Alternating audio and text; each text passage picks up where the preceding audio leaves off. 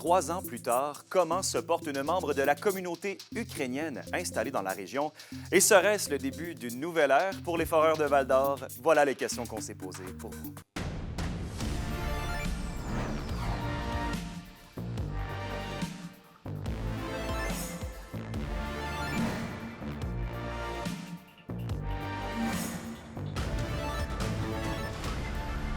Bonjour tout le monde, ici Alexandre Cabana en remplacement d'Anthony Dallaire. Très heureux d'être avec vous.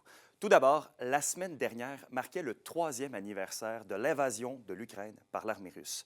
3 ans après les événements, comment certains réfugiés voient-ils la suite des choses?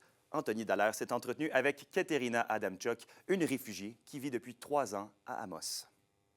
Comment vous entrevoyez la suite des choses, autant pour vous ici que pour la situation là-bas? Est-ce que vous gardez espoir, en fait? Euh, je pense quand la guerre débute, j'ai la première seconde connu, j'ai déménagement et je pense pour toute la vie parce que maintenant, c'est pas bon temps pour grandir ma fille et grandir les enfants totalement euh, parce que c'est c'est difficile avec le travail, c'est beaucoup d'hommes et morts dans la guerre, c'est juste femmes qui travaillent maintenant dans tous les pays. C'est beaucoup de réfugiés, les gens qui réfugient les autres villes et c'est le plus prix pour produire, pour vêtements, pour loyer à l'appartement ou quelque chose. Et c'est vraiment stressé pour tout le monde et chaque jour, c'est beaucoup de sirènes. Maintenant, la descend le plus bombardement. Et c'est c'est difficile avec Trump aussi, parce que maintenant, lui, changer beaucoup de choses dans la tête à toutes les gens, pour toute la Terre. Difficile, je ne sais pas comment, quand c'est terminé ou qu'est-ce qu'il fait notre président après, mais je pense j'espère nous reste dans le Canada. Mais Canada maintenant est donné encore 3 ans pour Ukrainiens, pour réfugiés, c'est bon, c'est ouvrir ouais, euh, permis de travail. C'est ça. Et c'est la plus tard pour obtenir un résident permanent et rester là. Et ma fille, elle parle juste français ou, ou russe.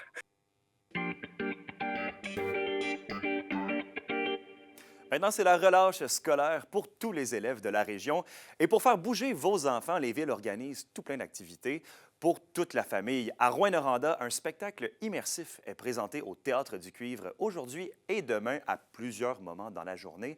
Le musée minéralogique de Malartic offre pour sa part l'admission gratuite pour les enfants accompagnés d'un adulte tout au long de la semaine. Et du côté de Val-d'Or, la forêt récréative offre l'accès aux pistes de ski de fond et la location d'équipements gratuitement pour les enfants et les adolescents. Et il y a plusieurs autres activités. On vous invite donc à consulter les sites web et les médias sociaux de vos municipalités pour découvrir les programmations. La plupart des activités sont gratuites ou à très petit coût. C'est l'heure des sports avec notre collaborateur Gabriel Lemire du podcast Sur la bande. Gabriel, salut, content de te retrouver. Hey, salut Alex, bien content de te voir. Alors là, Gabriel, on sort d'une grande fin de semaine de hockey, mais grande fin de semaine surtout pour les Foreurs de Val-d'Or qui, eux, ont finalement assuré leur place en série. Oui, exactement. Les Foreurs qui sont 3-3 cette semaine, 3 victoires en autant de matchs. Ils ont gagné contre les Cataractes, 5-4 en prolongation. Ils ont revenu d'un déficit de 3 buts aussi en première période. Quand même. Oui, victoire vendredi 3-2 contre les Olympiques. Eux qui se battent pour une place en série avec les Foreurs, donc une grosse victoire. Et que dire du match de dimanche?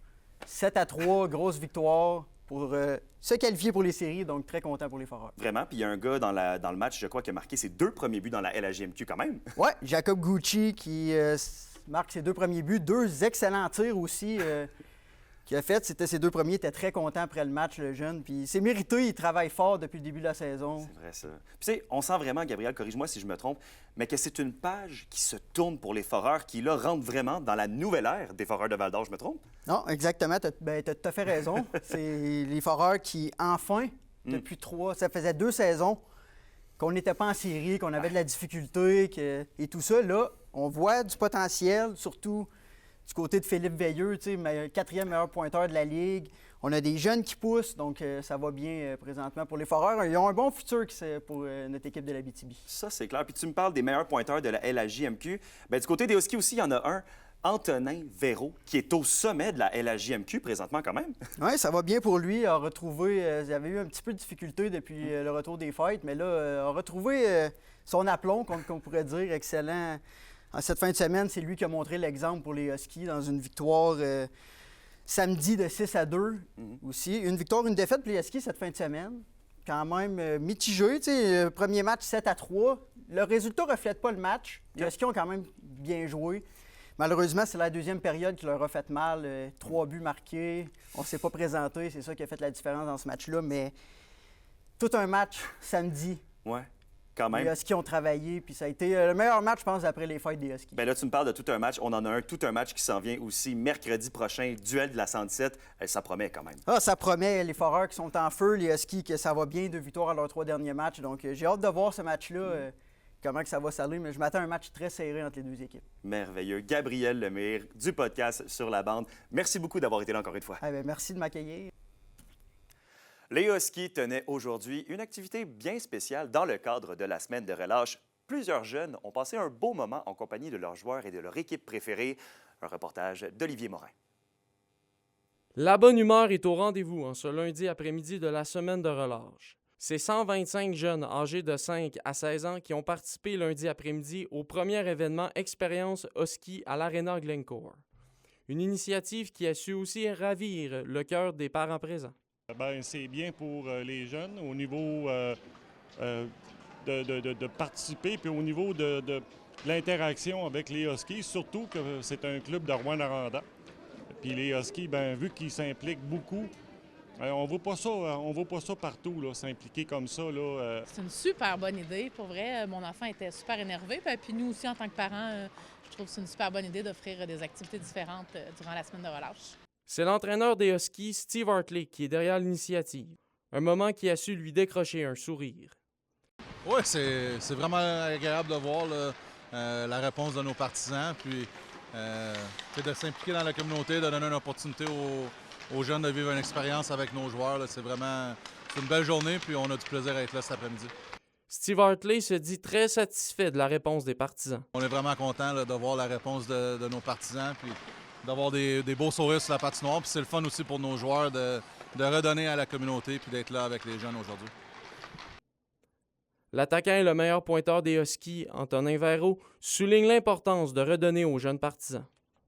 Je pense que c'est le fun pour l'organisation. Puis on est des gars de 16 à 20 ans, mais on a tous déjà eu cet âge-là. Puis je pense que en étant un enfant de ces âges-là, j'aurais quand même aimé ça pouvoir embarquer avec les Huskies. Fait que c'est sûr que c'est le fun. Puis le monde qui sont là sont souvent là à nos games. Fait que c'est le fun de pouvoir leur redonner à la communauté un peu.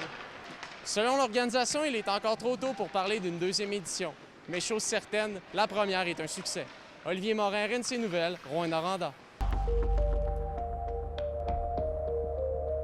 Et à la météo maintenant, le temps doux s'installe sur la semaine de relâche. Ce soir et cette nuit, on attend moins 5 degrés pour l'Abitibi et moins 4 pour le Témiscamingue, avec une petite neige interminente, accumulation de 2 à 4 cm par endroit. Demain, on peut s'attendre à une journée semblable, avec de légères accumulations, mais attention, maximum de plus 1 degré. Et les jours se suivent et se ressemblent. Pour la journée de mercredi, c'est de la neige, avec des maximums de plus 1. Et voilà, c'était vos informations régionales. Merci encore une fois d'avoir été des nôtres. Bonne fin de journée et à demain.